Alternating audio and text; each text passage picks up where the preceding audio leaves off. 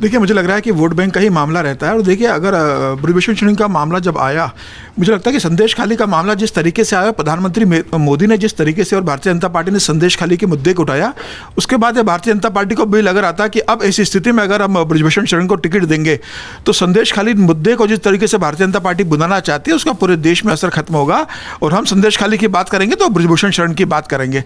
तो यह तय था। मैं आपको बताऊं, 22 अप्रैल को दिल्ली बुलाया गया था ब्रजभूषण सिंह शरण को, और उनसे यह कहा गया था उनके बेटे जो गोंडा सदर से विधायक है, शायद प्रतीक भूषण, उनके जो बड़े बेटे, उसे टिकट देने के लिए कहा गया था कि उन्हें लोकसभा का चुनाव टिकट पार्टी देने को तैयार है, आप चुनाव मत लड़ाइए। उन्होंने मना कर दिया। उन्होंने कहा बेटा विधायक है, वो चुनाव नहीं लड़ेगा।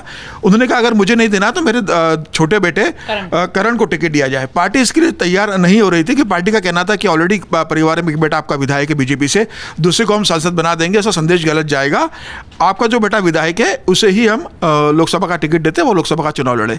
इसके लिए तैयार नहीं हुए चुनाव के लिए कि नहीं मेरा दूसरा बेटा चुनाव लड़ेगा। 6 दिन तक यही बातचीत होती रही।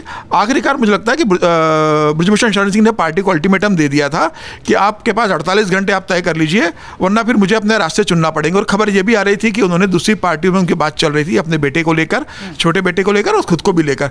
तो मुझे लगा कि भारतीय जनता पार्टी ने सोचा, हालांकि खबर यह भी आ रही है कि उत्तर प्रदेश के संगठन ने बहुत जोर लगाया था कि उनके जो बेटे विधायक है उसे ही सांसद का टिकट दिया जाए, लेकिन मुझे लगता है कि ब्रजभूषण सिंह चाहते थे कि उनके दोनों बेटे राजनीतिक रूप से सेट हो जाए।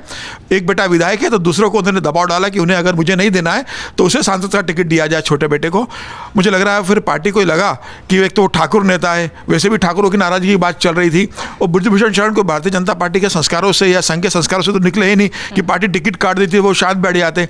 इसके पहले वो गोंडा से रहे तो वो समाजवादी पार्टी से रहे, जब वो तिहाड़ जेल में रहे तो उन्होंने अपनी पत्नी को चुनाव लड़वाया और उसको सांसद बनवा दिया।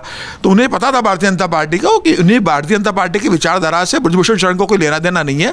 अगर हम टिकट काटेंगे तो दूसरे पार्टी में जाकर जैसे पहले रहे वैसे फिर वो सांसद चले जाएंगे। और सिर्फ कैसरगंज सीट की बात नहीं है, उनका असर कैसरगंज पे पड़ता है, उनका असर श्रावस्ती पर पड़ता है, उनका असर गोंडा के सीट पर पड़ता, अयोध्या पे पड़ता। और एक प्रभावशाली नेता है, ठाकुरों के नेता है, वैसे ही ठाकुर नाराज चल रहे।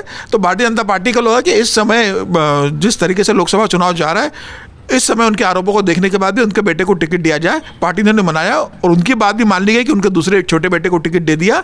और मुझे लग रहा है कि विन विन सिचुएशन दोनों के लिए रही। भारतीय जनता पार्टी को लगता है कि हमने उनको टिकट नहीं दिया, उनके बेटे को दे दिया। ब्रजभूषण का कहना है कि भाई मेरा टिकट करता तो मैं परिवार में जिसको चाहता था मैंने उसको टिकट दिलवा दिया।